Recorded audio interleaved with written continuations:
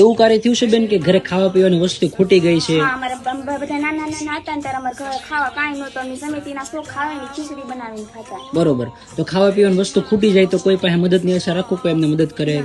કોઈ નહીં. સમિતિમાં આવીને ખાતા. કદાચ ખાવાનું ખૂટી ગયું હોય તો ખૂટી ગયું કોકની ઘરે અમારે માંગવા જવું પડે કે અમને પૈસા આપો અમારે ઘરે ખાવા. જય લગધણી મિત્રો, અત્યારે આપણે મહુવા તાલુકાના કલસાર ગામે આવ્યા છીએ અને કલસાર ગામની અંદર 5 નોંધારા બાળકો છે, જેમાં 3 દીકરીઓ અને 2 દીકરાઓ છે. અને આ 5 બાળકોના મમ્મી પપ્પા અત્યારે હાજર છે નહીં, અવસાન પામ્યા છે. એમના પપ્પાનું 15 દિવસ પહેલા અવસાન પામ્યા છે અને એમના મમ્મી આજથી 2 વર્ષ પહેલા અવસાન પામ્યા છે.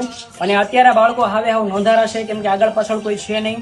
અને અત્યારે આ પરિવારનું ગુજરાન આ 2 દીકરીઓ કામ કરીને પોતાના ભાઈઓનું ભરણ પોષણ કરે છે અને નાની એવી ઉંમરે મજબૂરીમાં કામે જવું પડે છે. અત્યારે બાળકોને રહેવા માટે પોતાનું ઘર છે નહીં, એમના કાકાના મકાનમાં રહે છે.